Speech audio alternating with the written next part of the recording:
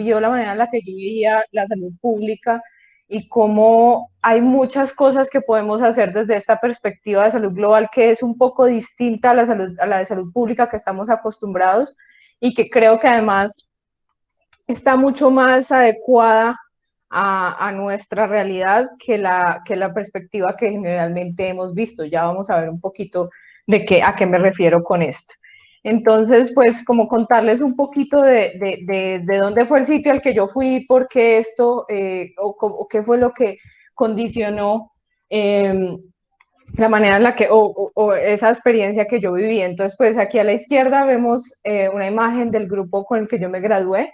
Podemos ver que es un grupo internacional. Esta es una universidad, quizás una de las universidades ícono de Europa en todo el tema que es como la internacionalización, el hecho de que vengan personas de otros países. Es una universidad que da muchísimas becas a personas de todo el mundo. Gracias a una de esas becas fue que yo me pude ir allá. Tuve la oportunidad de recibir una beca para financiar todo el costo de la maestría, que pues realmente si no hubiera sido por eso, pues hubiera sido muy difícil para mí costearlo. Pero pues realmente es la universidad número 60 del mundo, es la universidad más antigua de toda la zona de la Escandinavia. Es una universidad supremamente antigua, en una ciudad supremamente antigua, que es espectacular, realmente parece como salida de un cuento de hadas. Y los profesores a los que tuvimos como la posibilidad, o los que digamos que tuve la oportunidad de escuchar, fueron entre otros, porque hubo varios, el doctor Lars Oke, que él es un médico que trabajó con la OMS, ya digamos que ya está en el proceso de retirarse, pero él trabajó por muchos años en todo lo que tiene que ver con malnutrición en África y era una de las personas que estaba más encargada de todos los programas que tienen que ver con la recuperación nutricional en zonas extremadamente pobres. También tuve la oportunidad de conocer al doctor Stefan Peterson de UNICEF, que trabaja principalmente con todo el tema de medicamentos. Digamos que del acceso a los medicamentos en las zonas pobres. Entonces, yo creo que una de las cosas grandes que vengo a traerles aquí es que la salud global no está enfocada en como en la tecnología en sí, sino en llevar las cosas hacia esas zonas donde realmente no hay nada.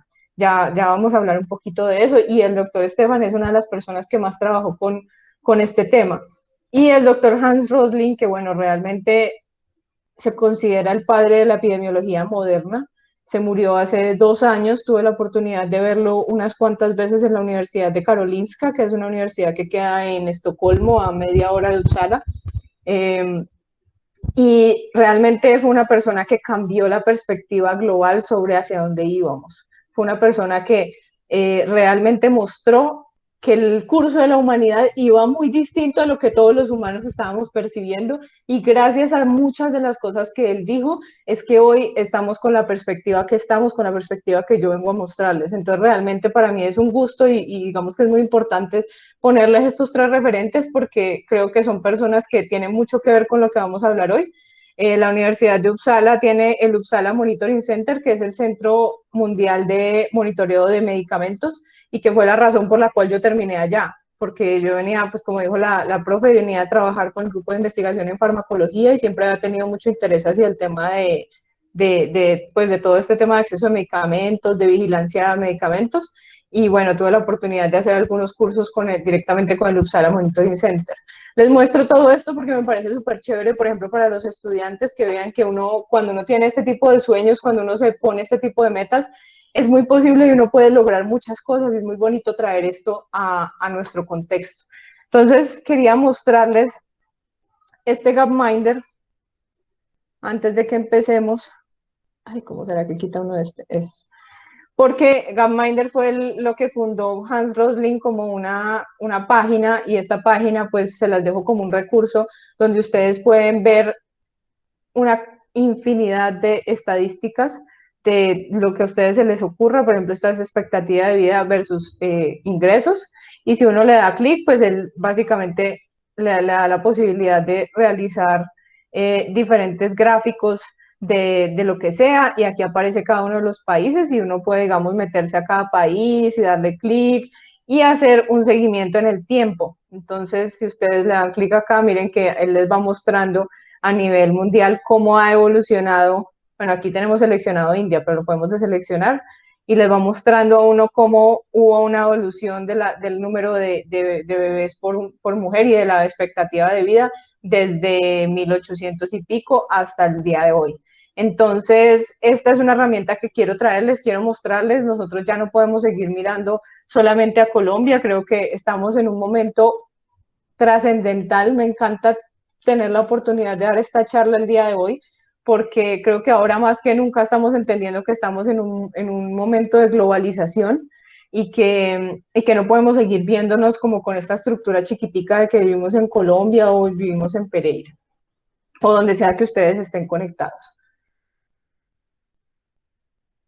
Entonces, ¿qué es la salud global?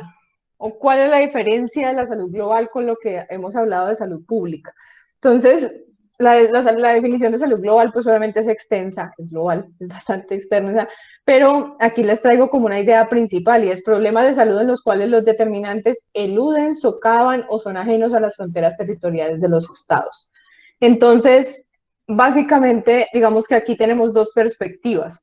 Tenemos problemas de salud que eluden los sistemas de salud porque básicamente el sistema de salud no llega al sitio.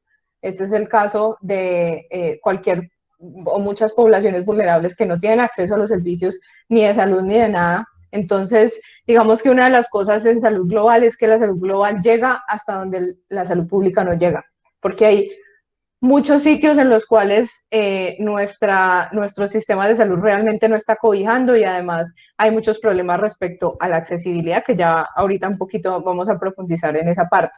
Entonces, primero están esos lugares del mundo donde no llega nada, no llega nadie, no llegan los servicios y aparte de eso tenemos una perspectiva en la cual básicamente no nos sirve observar un punto concreto, sino que tenemos que entender que estamos todos conectados y que dependemos de una red, de una sinfín de personas, de una cantidad de cadenas y de cosas, y que muchas veces, digamos, esto pasa mucho en Colombia, que nosotros tendemos a pensar que cualquier cosa es culpa del gobierno. Entonces, no hay un medicamento, ay, es que este gobierno, es que este sistema de salud, es que se están robando la plata. Y en realidad, muchas veces estas cosas están condicionadas por situaciones de orden mundial que nosotros no logramos ver. Entonces, lo que yo quiero hoy es que ustedes también hagan la reflexión y que miren un poquito más allá y que se vayan a ver pues como en dónde estamos parados en el mundo. Entonces, ¿qué está pasando en el mundo en este momento? Aquí hago una aclaración muy grande. Yo no voy a hablar de coronavirus. No traje absolutamente nada del tema. Por ahí les voy a tirar un par de pullas, pero la idea es que vamos a hablar como si el coronavirus en este momento, digamos que no fuera el auge. Aparte de eso, están pasando un sinfín de cosas. Entonces, y creo que la verdad no me considero tampoco que esté tan actualizada en este tema del coronavirus como para decir qué vaya a pasar con eso. Pero entonces, venimos de unos objetivos del milenio que eran 8 y que eran básicamente a salvar a las personas. Si uno mira los objetivos del milenio, que iban hasta el 2020, o sea, acabaron de empezar los nuevos objetivos que son los de desarrollo sostenible. El primero era erradicar la pobreza extrema y el hambre, luego educación básica, igualdad de género y de otros grupos, reducir la mortalidad infantil, mejorar la salud en la maternidad, avanzar en la lucha contra el VIH, asegurar un medio ambiente sano y seguro y lograr una sociedad global para el desarrollo. Si ustedes miran, casi que desde el 1 hasta el 6 estamos hablando de salvar de problemas de salud claves, de enfermedades que afectan a una cantidad de personas, de malnutrición que no permite que los niños crezcan y que condiciona la pobreza a las sociedades. Entonces, digamos que estos objetivos del milenio venían de una sociedad humana en unas condiciones bastante terribles. O sea, yo creo que una de las cosas claves que yo les quiero dejar aquí es que nosotros creemos en Colombia que nosotros estamos mal muchas veces, pero en realidad no tenemos ni idea de toda la cantidad de humanos que hay viviendo en unas condiciones mucho peores que las nuestras y que nosotros tenemos un montón de oportunidades que también las iré mencionando por ahí. Entonces veníamos de estos objetivos del milenio y logramos un montón de cosas, se redujo un montón la desnutrición, se aumentó muchísimo la escolaridad, hubo unos avances muy significativos. Realmente la mayoría de los países lograron las metas de los objetivos del milenio y digamos que hubo algunas cosas en las que todavía estamos atrasados, que ya vamos a ver, pero fue un avance muy grande, pero digamos que partimos de ahí, partimos de este hecho de que venimos de una posición como de carencia. Y entonces ahorita se plantean los objetivos de desarrollo sostenible que ya van más allá y ya empiezan a hablar del final de la pobreza, del hambre cero, del bienestar, del hecho de tener ciudades y comunidades sostenibles, de tener consumo y producción responsables, que tengamos condiciones de trabajo decentes. Miren que son cosas que hasta este año se vienen a plantear como un objetivo mundial. Antes, casi que no teníamos una visión de llegar hasta allá, no podíamos pensar en que, por ejemplo, las personas tuvieran unas condiciones adecuadas y maravillosas para trabajar. Y ahorita ya estamos empezando a pensar en esto. Entonces, estamos en un momento crucial para el mundo porque ya estamos empezando, ya hemos dejado por lo menos atrás en gran parte todo este sufrimiento, esta enfermedad, esta carga tan grande que no nos dejaba avanzar como sociedades, y ya lo que estamos planteando es, bueno, que hay más allá, ya tenemos que empezar es no a ver si estamos logrando llegar ahí, sino cómo estamos logrando llegar ahí, tenemos que mejorar las condiciones de vida y tenemos que hacer un montón de cosas. Entonces, es bien interesante este cambio, ¿no? Es un cambio bastante grande. Miren que aquí está el clima también, está la vida submarina, ya estamos empezando a hablar de todo esto. Y yo sé que obviamente son temas que vienen hace muchos años ahí, pero digamos que ya esto nos permite entender que así nosotros muchas veces tengamos la imagen de que no, que el mundo se está acabando y que tenemos y que vamos para lo peor. No, en realidad ahorita lo que nos estamos planteando es mejorar las condiciones de vida para las personas. Entonces, ¿cuáles son los retos actuales en salud global? Hay muchos, muchos. Obviamente salud global, hay lo que ustedes quieran, hay por zonas, hay lo que... Pero aquí les traigo algunos como para reflexionar. Entonces, el primero es el alto flujo migratorio intra y transnacional, que viene, esta presentación, esta diapositiva está tal cual como la tenía antes de que pasara el coronavirus, y miren que está de primerito, y ahí ya vimos cuál es el problema con eso.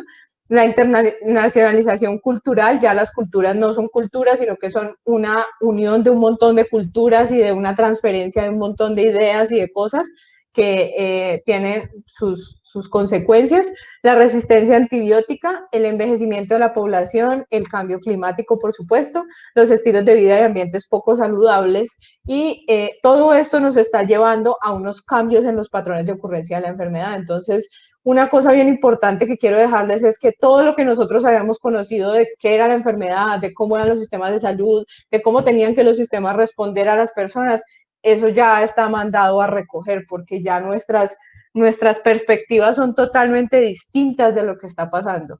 Entonces, ya los retos que se nos vienen son otros. ¿Cuáles son las tendencias en salud global que tenemos en este momento? Migraciones forzadas masivas y guerras internas a nivel global. Esto está pasando en gran parte de África.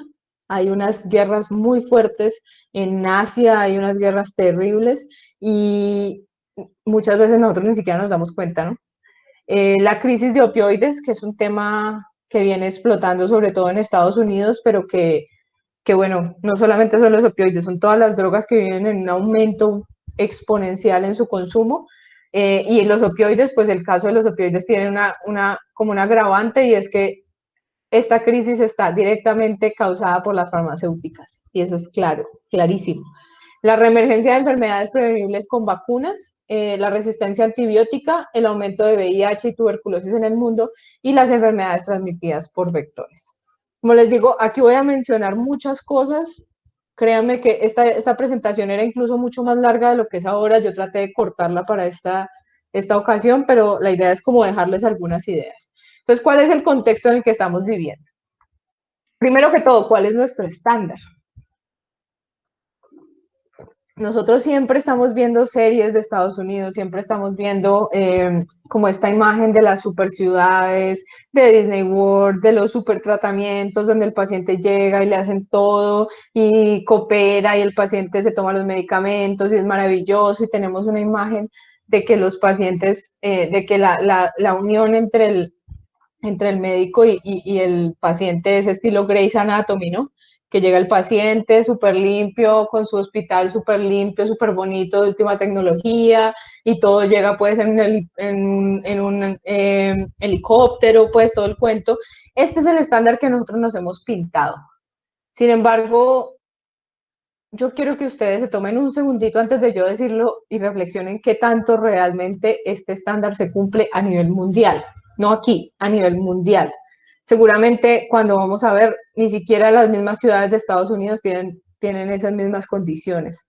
Entonces, la gran mayoría del mundo no vive en este estándar. Sin embargo, nosotros todo el tiempo estamos buscando llegar allá. O sea, si nosotros nos dijeran, ¿qué quiere usted del sistema de salud colombiano? La mayoría de personas responderían, tener unos hospitales súper buenos, donde usted llega y están todas las ayudas diagnósticas que necesite.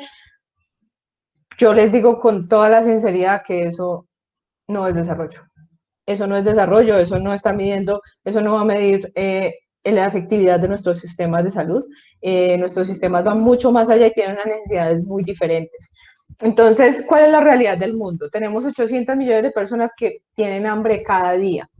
El 10% de la población vive en pobreza extrema y más de 2/3 del mundo sufre la corrupción, siendo la corrupción el primer problema para todos los sistemas de salud de todo el mundo. Y eso no lo dije yo, lo dijo, creo que fue la ONU en alguna de sus conferencias, que la corrupción sigue siendo el mayor problema para los sistemas de salud. 4 millones de personas mueren por humo intradomiciliario, sigue siendo un problema supremamente grande. Yo sé que la mayoría de los que, o todos los que estamos aquí, no cocinamos con un fogón de leña, pero en gran parte del mundo todavía se hace y aquí en Colombia todavía se hace. Tenemos personas que tienen que desplazarse unas distancias muy largas a pie o en otras maneras cargando muchísimo peso, que viven en condiciones muchas veces en desiertos donde hay tormentas de arena, ese tipo de cosas. Tenemos que 2 billones de personas no tienen ningún acceso a los medicamentos, absolutamente ninguno. Y entonces, esa es una de las cosas grandes, y es que a nosotros nuestro sistema, yo estoy hablando como un médico que estudió en un sistema occidental, a nosotros siempre nos enseñan que el tratamiento es con fármacos, pero si usted tiene, y lo digo como experiencia propia, yo he llegado a comunidades indígenas donde yo no tengo ni un acetaminofén y las personas requieren un tratamiento inmediato. Entonces, creo que parte de la pregunta que yo les hago aquí es, ¿qué tanto realmente nuestros fármacos nos están dando la respuesta a las necesidades que las personas tienen? Seguramente muchas de esas necesidades ni siquiera tienen un fármaco que las pueda aliviar. Y tenemos un acceso a los servicios de salud limitado, donde la gran mayoría de los servicios de salud se van a ver así como este que se ve aquí en la foto, o cualquier sistema pues que sea simplemente una choza, un espacio muy pequeño donde las personas vayan y hagan sus consultas, donde la mayoría de veces no tienen nada diagnóstico, no tienen ningún tratamiento, si acaso tendrán líquidos, y eso es lo que vive la gran mayoría de la población mundial. Entonces, ¿cuál es nuestra realidad? Pues nosotros tenemos un sistema de salud que está atiborrado, tenemos 23% de residencia rural, tenemos un gran serio problema con las enfermedades transmitidas por vectores, tenemos hacinamiento tremendo, pobreza urbana, que ya vamos a hablar de la pobreza urbana, somos uno de los países más desiguales del mundo, con problemas de educación, esto es minería en el Chocó, o sea, tenemos una gran cantidad de problemas que son únicos nuestros y que miren que estos problemas, o sea, ninguno de estos problemas tiene mucho que ver con Grey's Anatomy, nada, en lo absoluto.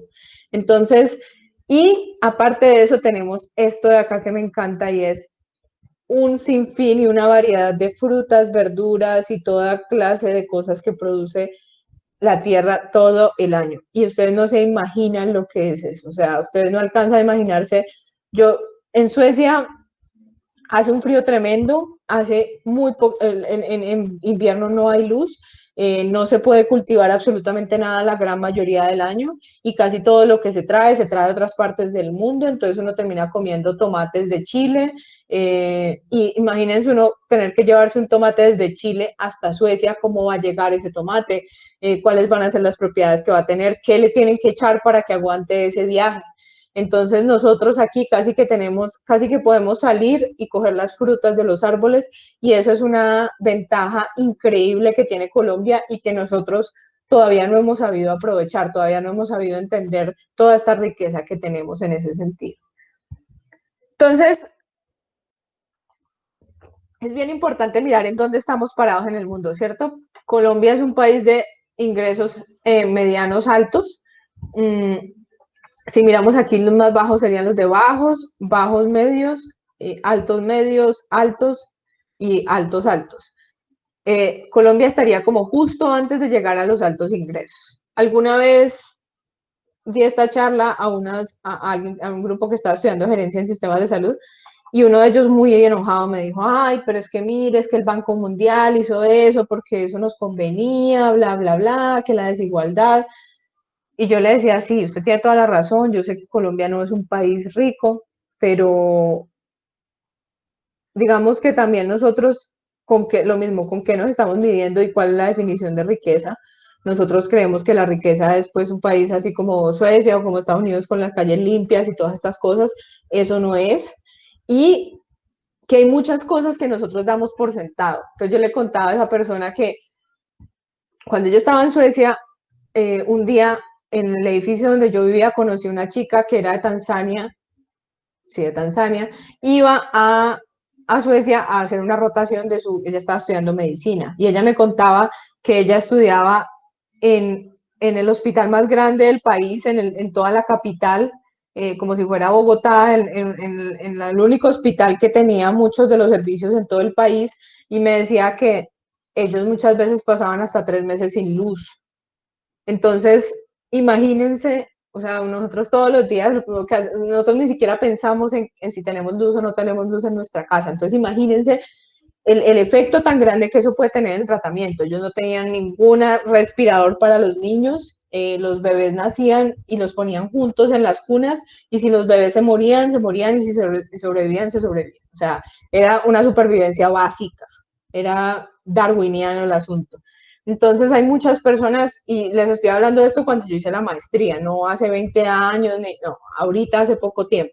Entonces hay muchas personas en el mundo que viven en estas condiciones y nosotros ni siquiera pensamos en eso. Y la densidad de médicos, entonces no estamos tan mal, estamos ahí como en la mitad, no somos el país que más médicos tiene, pero tampoco somos el que menos, y bueno, finalmente digamos que no estamos tan graves en ese sentido. Entonces, aquí venimos a mirar cuáles son los factores de riesgo relacionados con los DALIs. Los DALIs son los años de vida perdidos por enfermedad o por discapacidad a nivel mundial.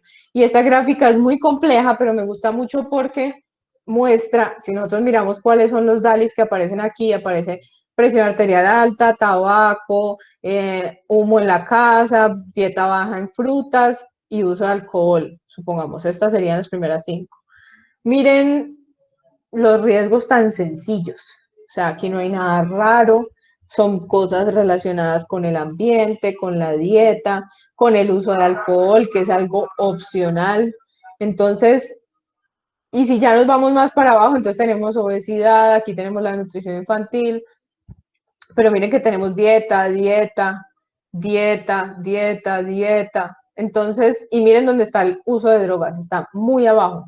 Si nosotros miramos el uso de drogas comparado con, por ejemplo, con la dieta, la gente todo el tiempo, ay, que el uso de drogas y que el uso de drogas, pero la dieta sin nadie, digamos aquí en Colombia es súper difícil mencionar, pues que uno vaya a decirle a la gente que deje de comer carne, por ejemplo, pero miren que hay una gran cantidad de carga de morbilidad que está relacionada directamente con problemas en la dieta que tenemos, con cómo vivimos, con los hábitos que tenemos, si consumimos ciertas cosas, dieta alta en sodio, entonces el hierro, entonces digamos que en realidad si miramos estos DALIs y esta carga de enfermedad, no es nada difícil, no son cosas difíciles de subsanar, de reemplazar. Y si miramos en Colombia, entonces es súper interesante porque la primera causa de años de vida perdida en Colombia se llama violencia intrapersonal y miren el porcentaje de hombres tan impresionante. Entonces casi que todos los casos son en hombres y son pura violencia interpersonal. Entonces realmente incluso miren que la tercera causa ya es menos de la mitad, que es accidentes de tránsito igualmente. Entonces si miramos esta y esta, lo que nos encontramos es que los hombres en Colombia tienen una carga desproporcionalmente alta de años de vida perdidos, porque la mayoría de los accidentes de tránsito y de la violencia interpersonal ocurre en jóvenes. Entonces, eso hace que los años perdidos sean mucho más. No es lo mismo una persona que se muere por una riña en la calle a los 20 años que una persona que a los 60, 70 años tiene una enfermedad cardíaca isquémica y se muere. Entonces, la carga realmente en Colombia está relacionada es con tránsito y violencia intrapersonal y trastornos depresivos también aparecen aquí, por acá aparecen los de ansiedad. Entonces, miren que es algo muy de alguna manera mental, por decirlo así, y tiene mucho que ver como con las conductas que nosotros tenemos arraigadas en nuestra comunidad. No va, nada de esto tiene que ver, o sea, no hay penicilina que pueda prevenir esta violencia interpersonal. Y son cosas en las que en el día a día nosotros realmente no estamos haciendo mucho. Si uno mira los sistemas de salud colombiano, el sistema de salud colombiano está muy enfocado hacia todo lo que es enfermedades crónicas, pero todo el tema de las relaciones interpersonales en Colombia, que es bastante tóxico, no se maneja en lo absoluto. Al contrario, si uno mira por ejemplo, las novelas que se va a encontrar personas que le están enseñando a uno todo el tema pues como de los engaños, de estar llorando por el otro, de estar peleando, de armar pleitos y todas estas cosas. Entonces esto es un problema serio en nuestro país. Entonces, ¿cuáles son las transiciones en los patrones de enfermedad a nivel mundial? Como les digo, este tema de salud global es larguísimo. Voy a dejarles aquí un par de reflexiones al respecto, muy cortas. La primera es cómo va a crecer la población mundial. Entonces, que esto es algo de lo que nadie está hablando. Estamos aquí en el 2020. Se proyecta, esto lo dijo la primera persona que empezó a hablar de esto fue Hans Rosling, que para el 2100 vamos a llegar más o menos a un equilibrio un poco más allá de los 10 billones de personas. Después de que la población mundial llegue a 10 billones, no va a seguir creciendo. ¿Por qué? Porque para que una población crezca, a ver, si digamos yo tengo una pareja y tenemos dos hijos, la población mundial va a seguir en el 100% de lo que estaba. Si yo y mi pareja tenemos un solo hijo, va a disminuir el 50%, pero si tenemos tres hijos, va a aumentar el 50%. Entonces, digamos que el número de hijos que una mujer debería tener máximo, así como una puya que les dejo máximo, son dos. Entonces se supone que más o menos para el 2100 vamos a lograr que toda la población mundial llegue a esa meta de los dos hijos por mujer y entonces ya la población se va a mantener constante. Sin embargo, cuando eso suceda, va a haber sucedido algo muy interesante, es que la población de Asia y África va a haber crecido hasta más o menos 4 billones cada uno. ¿Qué quiere decir esto? Que de 10 billones de personas en el mundo, 4 billones van a estar en Asia y en África. Entonces, de cada 10 personas en el mundo, 8 van a ser de esas dos regiones del mundo. Y eso, pensémoslo, digamos, en términos de distribución de la riqueza, distribución de las necesidades. O sea, por eso Asia, por ejemplo, China tiene tanto esta política en este momento de la reducción del número de hijos, porque es que va a llegar un punto en el que estos dos continentes como que se van a tragar, van a necesitar gran parte de los recursos que tiene el resto del mundo. Y esto es muy grave porque realmente son además dos zonas que de entrada no tienen cómo suplir toda esa necesidad. Y más cuando hablamos de África, o sea, lo que se espera en África que ocurra en unos años es lo mismo que ha venido ocurriendo hace muchos años y es guerras y más guerras y más guerras y más devastación y más muerte y más desnutrición. Y yo les digo todo esto, yo sé que esto suena muy como negativista un poco, pero yo creo que esta charla es muy hacia, bueno, ¿a dónde vamos, no? ¿Qué es lo que va a pasar en el mundo? Porque muchas veces vivimos creyendo que sabemos lo que está pasando y no tenemos ni idea. Entonces yo les digo de una vez, y si no lo sabían, vamos a estar invadidos de chinos en unos años, por decirlo así. Y en realidad los suramericanos vamos a hacer algo así como 0.5 de esas 10 personas. Entonces, vamos a ser una minoría. Sin embargo, hay que tener en cuenta algo y es que Latinoamérica, en específico lo que es Brasil, Colombia, Perú, toda la zona amazónica y Panamá, tienen algo así como el 50% de toda la diversidad del mundo. La gran mayoría, Colombia es uno de los 17 países megadiversos que existen y es el segundo en megadiversidad.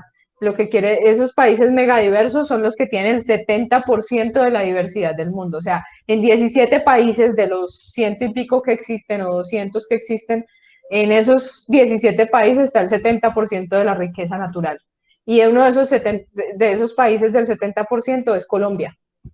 Entonces, por eso nosotros estamos en una posición tan privilegiada, si no lo logremos ver. Y cuando miramos por edades, entonces lo que va a suceder es que miren que los niños va a seguir más o menos constante, pero va a aumentar la población adolescente un poco, la población de jóvenes, va a aumentar muchísimo la población de adultos y esta va a ser la gran carga que van a tener todos los sistemas y fuera de eso va a aumentar muchísimo la población de ancianos. Entonces, uno de los grandes retos que tienen nuestros sistemas de salud en los próximos años es responder a esa necesidad de los ancianos. Creo que es un tema muy interesante de hablar pues con todo lo que está pasando con el COVID ahorita, pero que puede ser un poco sensible hablarlo, ¿no? Entonces es importante que entendamos cómo evoluciona la salud en las sociedades. En general, esto pasa en todas las sociedades, esto nos va a pasar a nosotros, esto le está pasando a todo el mundo, así funciona, es el sistema. Primero las sociedades empiezan con una famina. La famina es supervivencia básica, es cómo, qué voy a comer hoy, es dónde voy a dormir, es guerra. O sea, la mayoría de la famina pasa en esos países africanos que están en guerra, que están completamente inestables, donde no existe un sistema de salud, no existe. Simplemente hay algunas organizaciones que van y hacen algunas cositas de todas las necesidades que hay. Y básicamente es un estado de vivir o morir todos los días.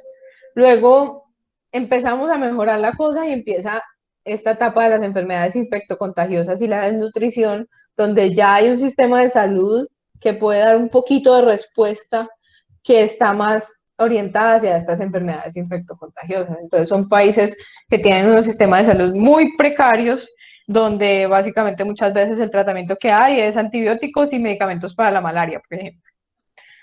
Y nos pasa también en nuestras zonas pobres, que es lo que hablábamos al principio. Entonces, esta se caracteriza por eso, enfermedades infectocontagiosas y desnutrición. Luego vienen las enfermedades crónicas, que es la etapa, digamos, en la que estamos ahorita, todas las enfermedades relacionadas pues con los hábitos de vida. Y finalmente empieza ya una etapa en la que ya las personas superan esas enfermedades crónicas o no se mueren de ellas tan jóvenes y empiezan a tener enfermedades degenerativas. Y esta es la etapa en la que están los países más desarrollados en este momento, como por ejemplo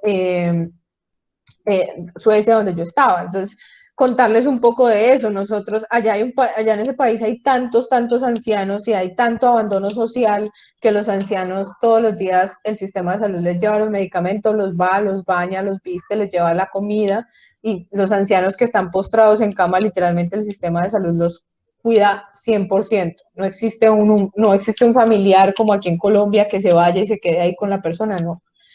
Y esto, digamos, ¿cuál es la carga para un sistema de salud de tener esto? Es supremamente costoso.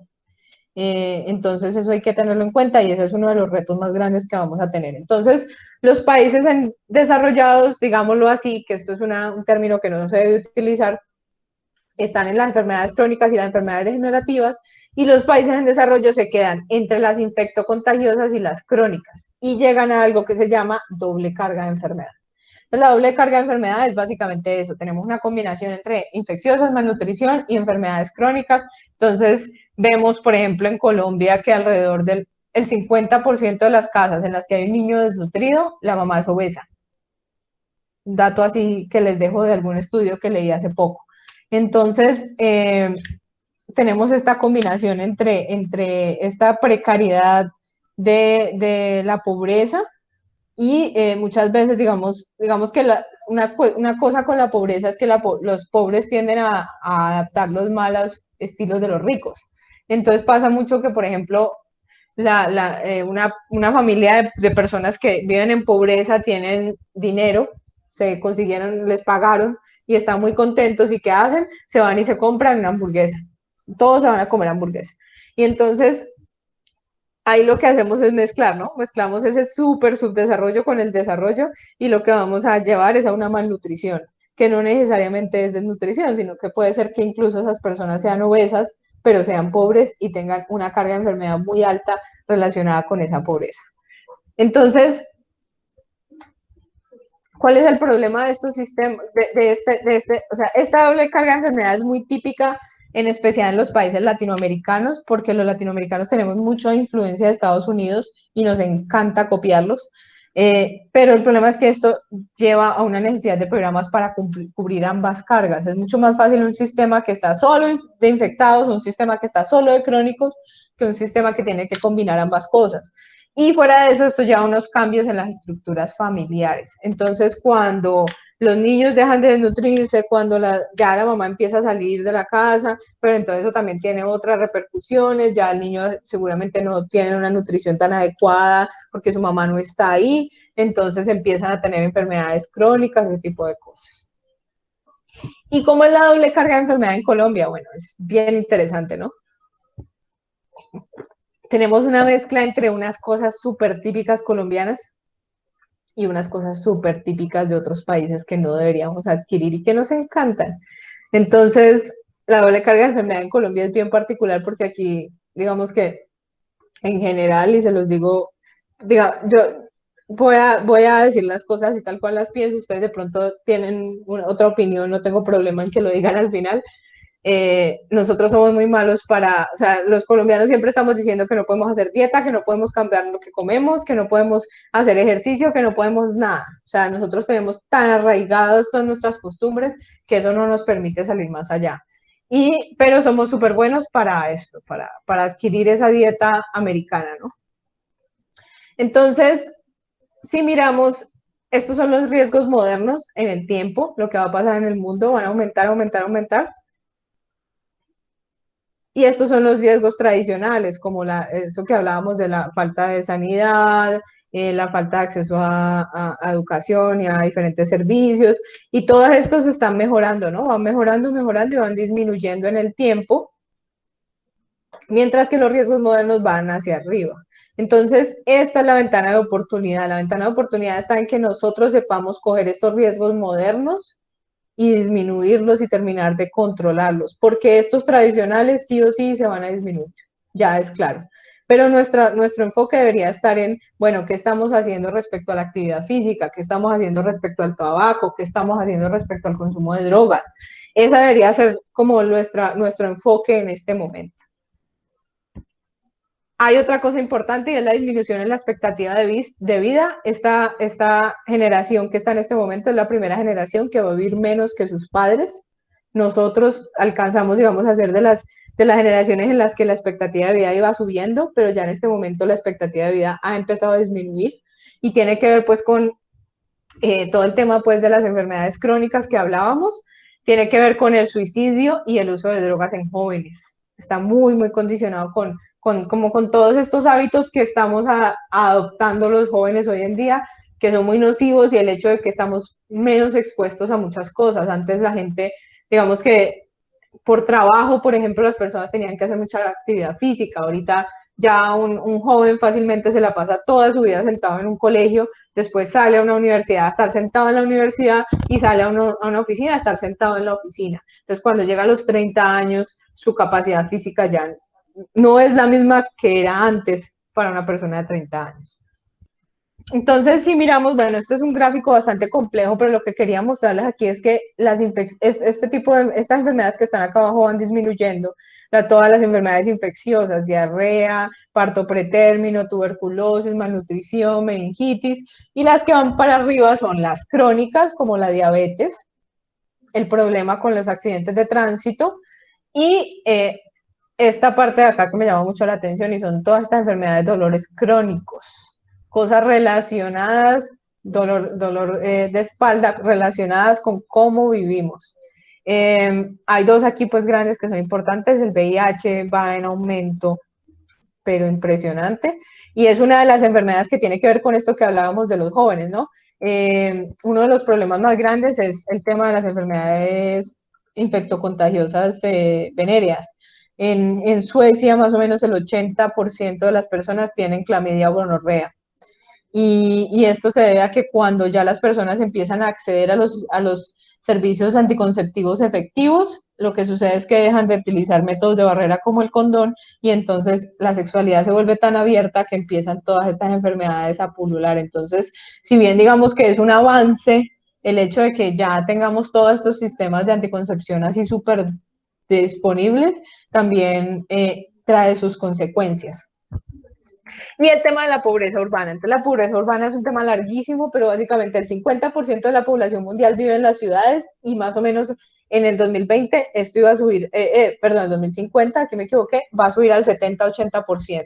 Y la pobreza urbana tiene una diferencia muy grande con la pobreza rural, porque cuando uno está en una pobreza rural, si una persona vive en una finca y no tiene mayor cosa, pero tiene todo ahí cultivado, puede sacar su comida de su misma tierra, generalmente esta persona va a tener resiliencia, va a tener una capacidad de nutrirse bien, va a tener una capacidad de acceder a lo que necesita, por lo menos básico, pero en la pobreza urbana no. O sea, si en este momento en cualquier ciudad colombiana o del mundo se va el agua, no hay nada que hacer, las personas quedan completamente bloqueadas, no hay dónde ir a conseguir más agua, diferente a la pobreza rural.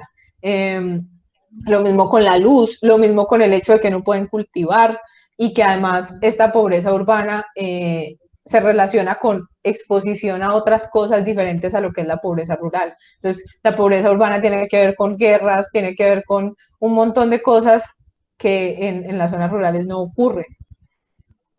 El desplazamiento, tema grande en Colombia, no lo vamos a tratar mucho, pero básicamente pues sabemos que antes yo tenía una diapositiva sobre desplazamiento en Colombia donde mostraba las cifras, pero en este momento pues con el tema de Venezuela ya no es lo mismo. Ya ahorita nuestro desplazamiento, somos un país que tiene desplazamiento interno y desplazamiento externo. Y eso digamos que nos pone en una vulnerabilidad bastante grande. Es uno de los pocos, digamos que no todos los países están viviendo esa condición y pues el tema de los cambios con la llegada de los venezolanos es bien interesante, pero bueno, digamos que no lo vamos a tratar tampoco muy a fondo. El cambio climático, entonces 9 de cada 10 personas inhalan aire altamente contaminado en el mundo, 7 millones de muertes anuales asociadas con la contaminación y las partículas contaminantes se alojan en los pulmones y en el sistema cardiovascular y forman enfermedades iguales a las enfermedades cardiovasculares causadas por la dieta. Entonces las personas que de estas ciudades ya se están enfermando como si muchas veces hay gente que le dice a uno, pero es que yo no entiendo, si es que yo me cuido y yo no hago nada y yo no como nada y resulta que viene en Bogotá. Y con eso solo ya tiene para que su cuerpo esté expuesto a una cantidad de cosas nocivas que se van acumulando y van causando estas enfermedades cardiovasculares. Y lo mismo, esto también lo cambié, lo acabo de actualizar. Yo tenía que en el 2050 el 50% de la población mundial estaría en áreas de dengue, pero estuve viendo unos reportes recientes y se supone que ya en este momento el 50% de la población mundial vive en zonas donde se transmiten todas las enfermedades transmitidas por vectores. ¿Esto por qué? Pues porque como el cambio climático va haciendo que cada vez esté más caliente más arriba, entonces los mosquitos van subiendo, por decirlo así. La mortalidad infantil es un tema súper interesante, bastante extenso también. Básicamente lo que les quiero mostrar de aquí es que si miramos este área sombreada, es más o menos el 50% de las muertes en mortalidad infantil están asociadas indirecta o directamente con desnutrición. Entonces, digamos que muchas veces nos enfocamos en el niño con neumonía y resulta que el 44% de esos niños tienen desnutrición, por ejemplo. Entonces, la desnutrición es un problema subyacente bastante grande en cualquier muerte infantil, cualquiera lo que sea que tenga el niño, sospechen que ese niño tiene alguna condición, no necesariamente desnutrición, pero puede ser, por ejemplo, maltrato, puede ser abandono, puede ser otras cosas.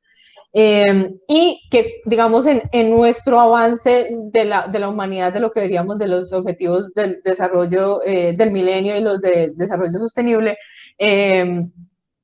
hemos avanzado una cantidad impresionante en lo que es mortalidad en niños de 1 a 5 años, muchísimo, pero todo lo que es mortalidad neonatal sigue siendo prácticamente igual. O sea, no hemos podido impactar en que los niños se mueran menos cuando nacen.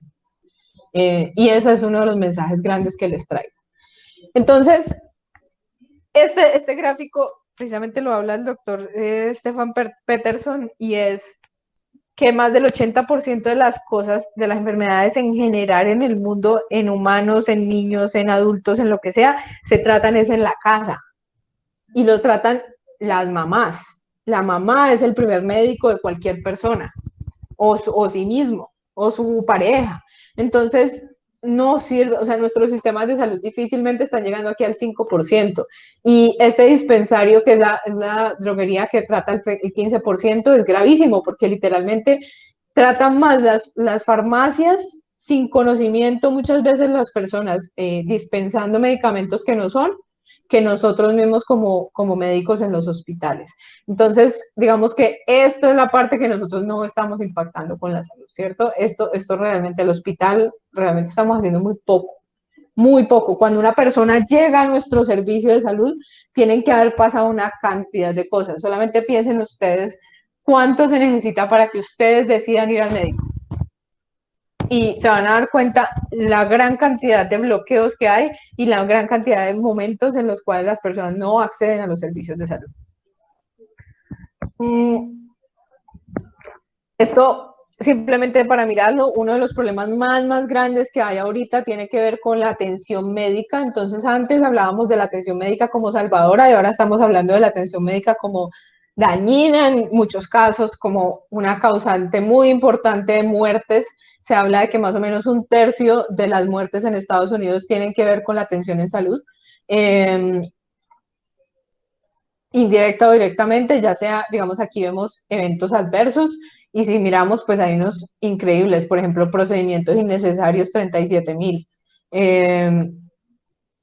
Es, yo creo que una de las cosas importantes es que tenemos que hacernos conscientes que nuestra intervención como sistemas de salud tiene un efecto muy grande y que puede tener un efecto deleterio también muy grande en las poblaciones y en su salud, en su propia salud.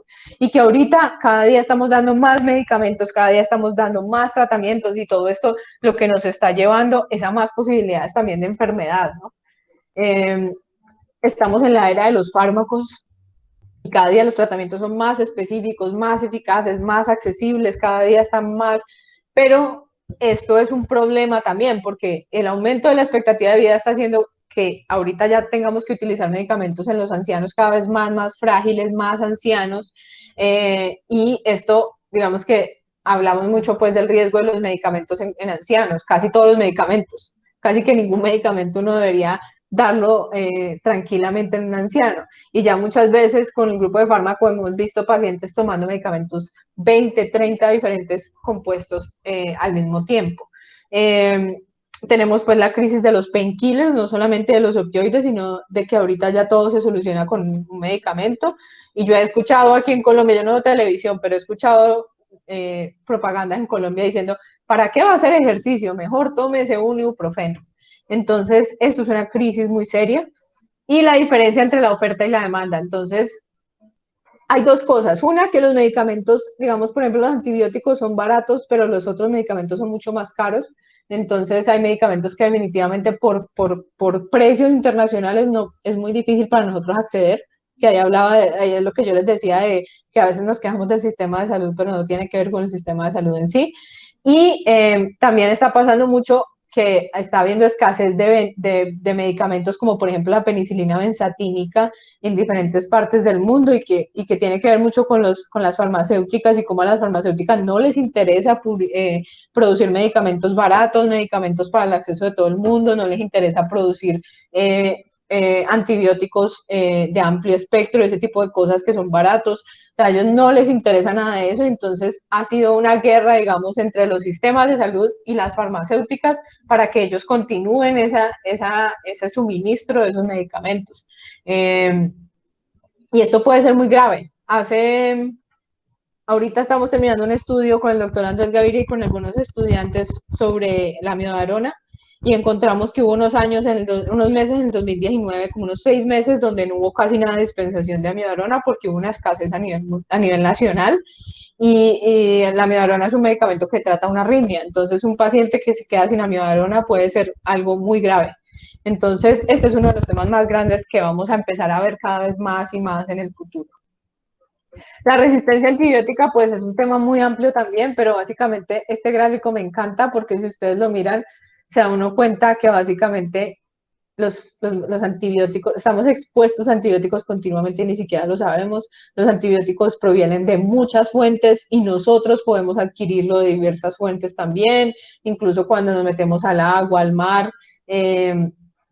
Cuando vamos a este tipo de sembrados, este tipo de cosas, estamos expuestos a un montón de antibióticos y eso tiene mucho que ver con la resistencia antibiótica. Y fuera de eso, hay unos reservorios que, por ejemplo, acá, si miramos, por ejemplo, la salmonela, los reservorios vienen desde los animales, la Escherichia coli, y terminan siendo problemas grandes en los hospitales. Entonces, ahorita sabemos que la E. coli es uno de los problemas más grandes en cuanto a infecciones urinarias.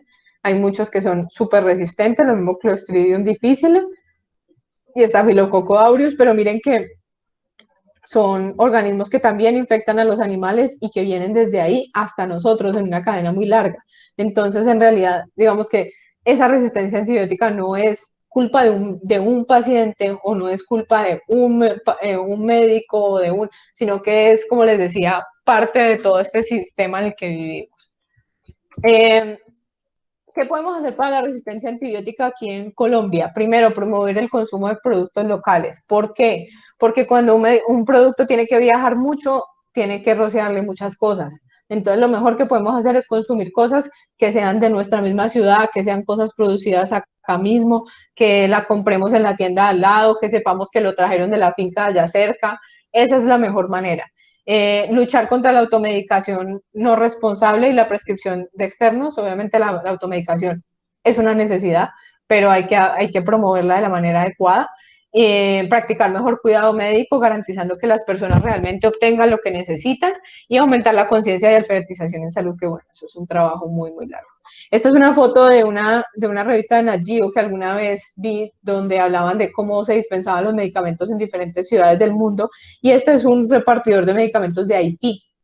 Que básicamente van por toda la calle con estos bloques de medicamentos y venden lo que sea que usted necesite. Entonces, para terminar ya la charla y ya digamos que ya se está cumpliendo el tiempo, voy a apresurar un poco esta parte. Cuando hablamos de los sistemas de salud, no podemos preguntar solamente si los servicios existen. Nosotros muchas veces creemos que porque el servicio está ahí y la gente no lo usa, entonces el problema es la gente. No. Los servicios tienen que ser accesibles, tienen que ser de calidad y tienen que ser, digamos, que todas las personas los puedan pagar. Hay muchos cuellos de botella en los sistemas de salud. Lo primero es la disponibilidad, que esté disponible. Entonces, miren que lo primero, nosotros siempre pensamos, ahí está el servicio, ya, eso es todo. Pero eso es el primer paso. Luego viene la accesibilidad, que realmente la gente pueda ir hasta el servicio. Luego viene la utilización, que sí se use, pero la utilización tiene que ver con el primer uso, mientras que la continuidad tiene que ver con que la persona logre el número de atenciones necesarias para que el tratamiento sea efectivo. Y yo diría que aquí es donde hay un bache muy grande, ¿no? La mayoría de veces los servicios son utilizados una sola vez y las personas no regresan. Y la cobertura efectiva. Entonces, nosotros nos enfocamos tanto en que el paciente venga acá que nunca pensamos en cuál es la cobertura que estamos logrando en la población en la que estamos. Si la cobertura no es suficientemente efectiva, igual vamos a tener el mismo problema. Pues este tema del ciclo de la pobreza, no voy a adentrarme mucho, pero básicamente pues la pobreza es un ciclo donde las mismas condiciones de la pobreza llevan a más pobreza, las personas prolongan su pobreza y esto condiciona mucho los sistemas.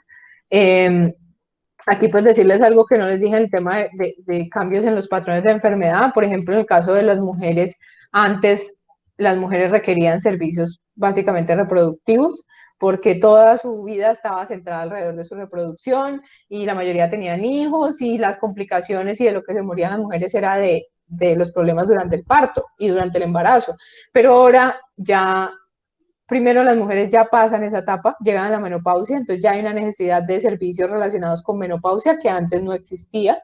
Y fuera de eso ya, digamos que la sexualidad de la mujer ya va mucho más allá de si tiene o no tiene hijos y ya empieza a tener otras dimensiones como la parte emocional, la parte del disfrute, la parte de la anticoncepción, todo ese tipo de cosas. Entonces miren que estamos en una etapa de transición donde nuestros sistemas de salud requieren otras cosas. Seguimos teniendo muchísima desigualdad y es uno de los principales problemas de cualquier sistema de salud.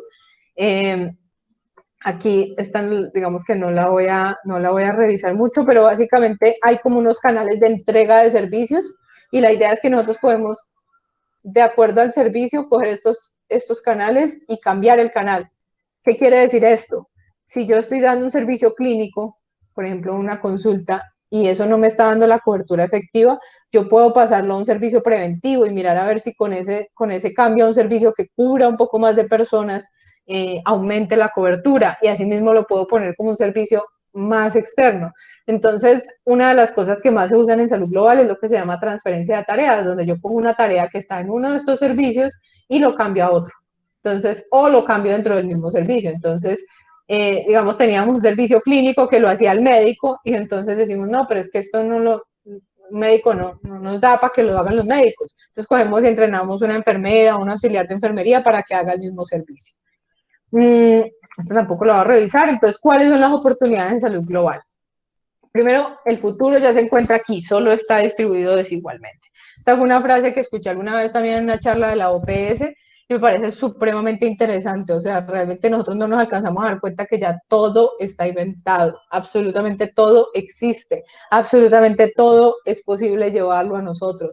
El asunto es que nosotros seguimos como de pronto pensando que porque vemos lo que vemos aquí, no se puede hacer determinadas cosas. Entonces, aquí algunas ideas, simplemente ideas. Una es el autotest para BPH que se está utilizando mucho ahorita, lo mandan por correo, la persona lo realiza en su casa, devuelve el sistema al hospital y en el hospital se hace ya todo el procesamiento de la muestra. Son sistemas que son mucho mejores que el hecho de que la persona tenga que ir hasta el servicio. No es que la persona vaya hasta el servicio, sino que el servicio va hasta la persona y aumenta la accesibilidad muchísimo. Aparte, disminuye el problema del estigma tan grande que hay para ir a hacerse una prueba de estas y fuera de eso tiene mayor sensibilidad que la prueba que se toma con el espéculo tradicionalmente. Los dispositivos adaptables a un celular, de nuevo esto antes yo lo tenía súper largo, pero básicamente ahorita ya hay microscopios de $5 que se pueden adaptar perfectamente a un celular y que uno puede coger este tipo de muestras, o sacarle una foto con este microscopio, mandarla a través de un servidor a un sistema y ese sistema tener inteligencia artificial y detectar el tipo de células y decirle qué tipo de malaria es o qué tipo de cáncer es el que tiene la persona.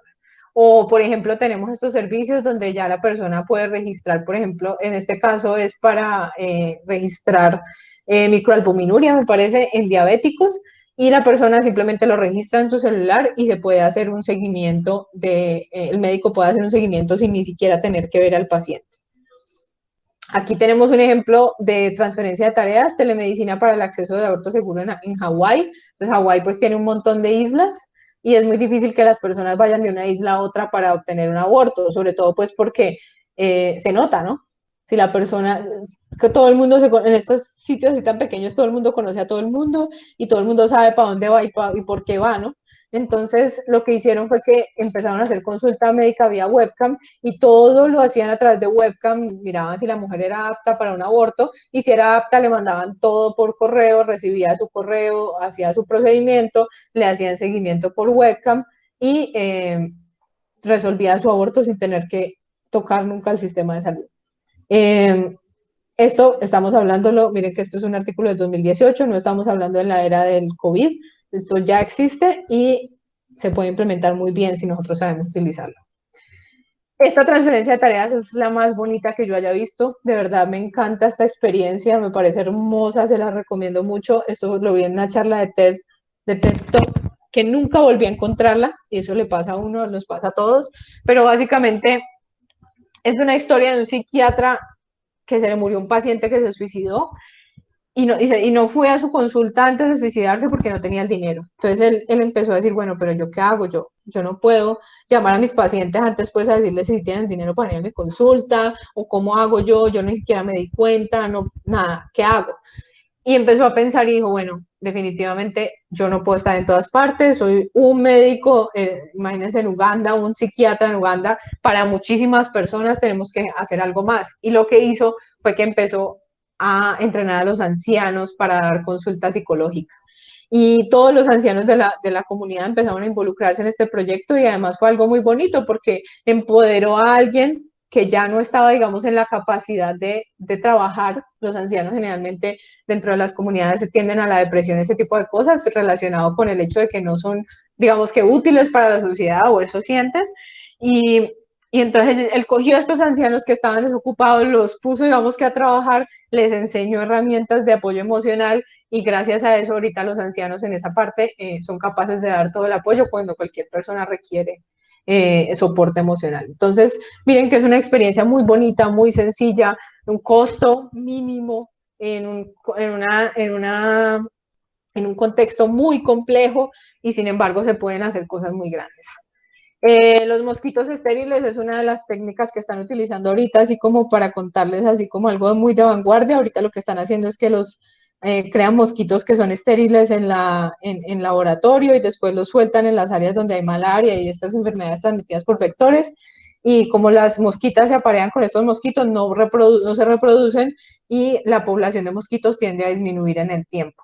Esto ya lo han probado con diferentes de hecho, los primeros mosquitos estériles se empezaron a probar alrededor de los años 90 para todo el tema del control de las miasis en el ganado y ya hay muchas partes del mundo donde se ha logrado, por lo menos en ciertos grupos de mosquitos, eliminar o disminuir muchísimo la población. Y la vitamina N.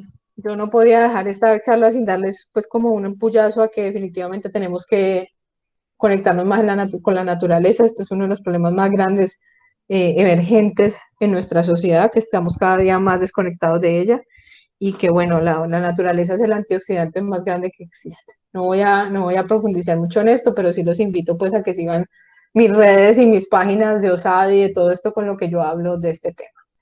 Pues, ¿cuáles son las reflexiones finales? Uno, debemos buscar oportunidades a partir de nuestras condiciones y de las poblaciones similares a la colombiana. Dos, el contacto de un sujeto con los sistemas de salud es una oportunidad única. O sea, ustedes no se imaginan lo importante que es cuando una persona logra llegar al sistema de salud. El solo hecho de que alguien llegue a una puerta de urgencias ya implica que la persona ha superado un montón de cosas y fuera de eso muchas veces hay personas que solamente tenemos una oportunidad de verlas en nuestra vida, por decirlo así. Hay personas que van a ir al médico literal una vez en su vida. Entonces, cuando una persona llegue al sistema de salud, hay que aprovechar, hay que coger, hay que hacerle todo lo que necesite, hay que mandarla para todo lo que necesite y hay que resolverle todos los problemas que tenga y sobre todo, y de verdad, si aquí, ojalá que aquí haya muchos estudiantes escuchándome, no le den malas experiencias en salud a la gente. Cuando las personas tienen malas experiencias en salud, no vuelven al sistema de salud y se les complica lo que sea que tengan. Puede ser un uñero, puede ser un infarto, puede ser lo que sea, se les va a complicar. Y hay que salir del hospital un poco más. Eh, como les digo, este es un tema muy, muy amplio.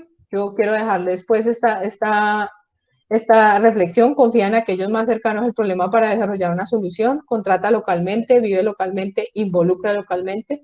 Realmente nosotros no vamos a poder generar soluciones reales en salud hasta que no nos paremos en el contexto en el que estamos y no digamos que no nos peguemos tanto de los artículos, de lo que dice el último journal, de lo que dice Grey's Anatomy de nuevo, este tipo de sistemas con los que nos hemos idealizado, porque la mayoría de nuestras necesidades van mucho más allá de eso.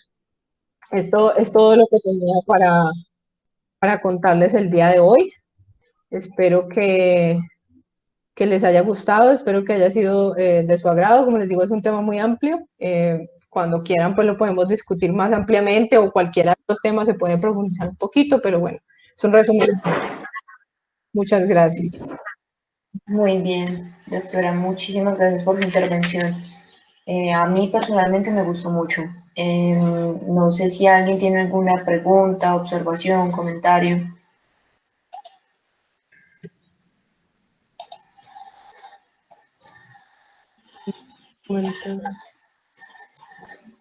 El profe William dice, muy interesante, muchísimas gracias. Gracias. Muchos agradecimientos. Yo quizás tendría una pregunta para hacerle, doctora. ¿Usted pensaría que, digamos, quizás la mayoría de los problemas que tenemos actualmente en salud, en sociedad, cultural, digamos que a nivel general, tendrían alguna relación con el tema del aumento en la población, pues específicamente humana? Claro, claro.